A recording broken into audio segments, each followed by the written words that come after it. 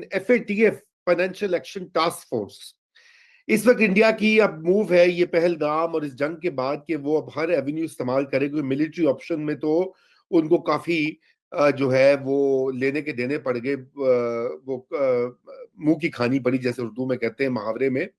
तो अब वो financial action task force, diplomatic सारा कुछ करे हैं।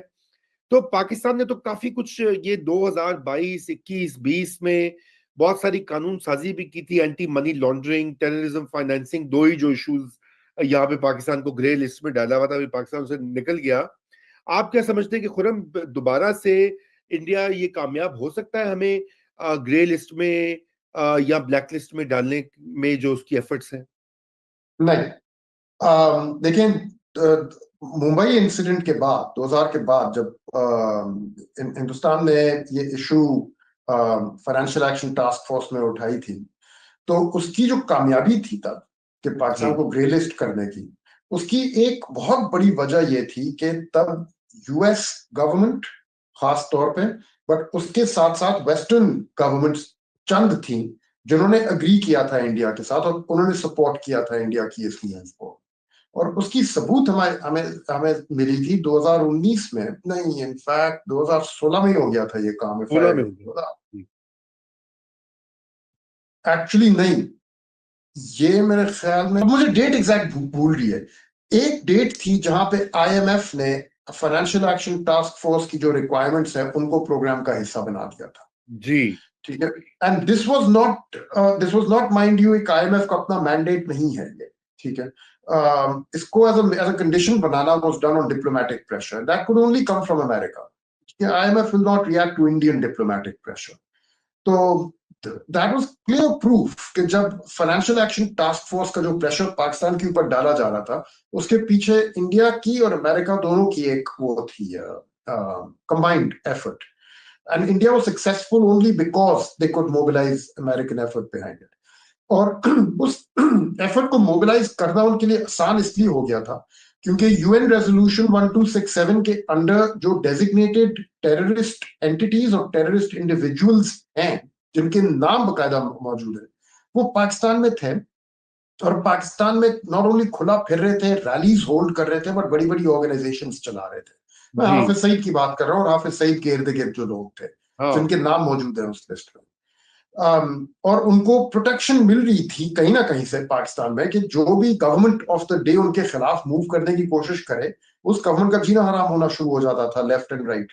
और ये सारी बैटल हम सबको याद है कि उन दिनों में किस हद तक दोनों हुकूमतों ने, पीपीपी की और पीएमएलएन की, उनको समझाने की मजबूरी आई थी उन्हीं पावरफुल क्वार्टर्स को, फौजियों को, कि भाई जब तक आप इन लोगों को यहाँ पे प्रोटेक्शन दे रहे हैं, हमारा पूरी दुनिया में नाम खराब हो रहा है, because they are designated terrorist individuals, और इसके against it's very difficult for us to argue और build any sort of a diplomatic case. तो उन और आई मीन वो माहौल ही और था एक। तब ओसामा बिन लादेन की जो रेड हुई थी एबटाबाद में, उसके आफ्टर शॉक्स अभी तक फैल रहे थे पूरी दुनिया में। पाकिस्तान अभी तक अपनी सफाइयां पेश करता फिर रहा था, वन कैपिटल टू अनदर, कि हम वाकई में टेररिस्ट को नहीं सपोर्ट करते और फलाना ढमकाना। अब वो सब खत्म हो चुका है। Now when India goes to foreign, because I mean American छोड़ के चले गए ना अफगानिस्तान को, तो now they don't really care anymore. अब वो लोग खुद वहां ओसामा बिन लादेन को भूल गए हैं, वहां पे खुद वो लोग, कोई उधर अब मेंशन नहीं करता कि वो तो एबटाबाद में मिला था। It's considered old news now. अब वॉशिंगटन डीसी जाके जिक्र कर रहे हैं इस चीज का, nobody cares anymore. It's considered a story that's finished, over, done with by now. बिल्कुल। तो अब ये वाला, और जो हाफिज सईद है उनकी कन्विक्शन हो गई थी 2019 में, उनकी जो ऑर्गेनाइजेशंस हैं वो अब वाइंड अप हो चुकी हैं। फैटफ की बाकी जो भी रिक्वायरमेंट्स थी, strengthening know your customer policies in Pakistan and all that, वो मीट हो चुकी हैं।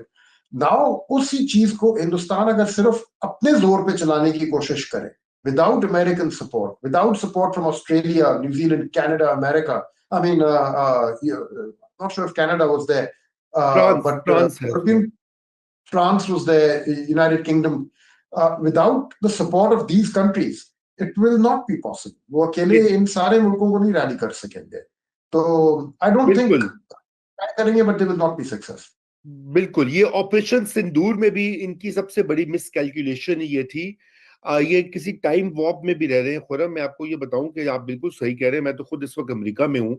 वॉर ऑन टेरर का जो पूरा नैरेटिव था वो अब अमेरिका में भी पिट गया है। यहाँ पे भी आपने खत्म हो देखा गया। ट्रम्प ने जो स्पीच की मिडिल ईस्ट में, वहां पे जाके हाँ, उससे जो बातें कही वो बिल्कुल बरअक्स थी जो कि वॉर ऑन टेरर में ओबामा और बाइडेन और क्लिंटन ये जो जिक्र हाँ, करते रहे हैं, हिलरी क्लिंटन स्पेशली, उसने कहा जी ये बिल्कुल बेकार चीज है।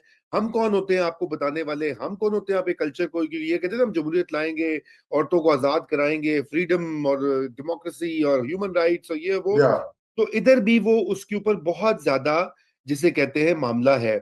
और दूसरी बात है कि एफएटीएफ में चाइना भी मौजूद है। तो मैं आपकी असेसमेंट से पर्सनली इत्तेफाक करता हूं। मैंने कहा मैं आपसे जरा तकनीकी एतबार से पूछूं, क्योंकि हमारे यहाँ anti money money laundering laws और बैंकिंग लॉज तो काफी स्ट्रिंजेंट है। पाकिस्तान में तो मैं समझता हूँ बहुत ही ज्यादा है कि आपको जो है बैंक अकाउंट और वो बार बार अंगूठे लगवाते हैं, वेरिफिकेशन करते हैं और कई तरीके, एब्सोल्युटली।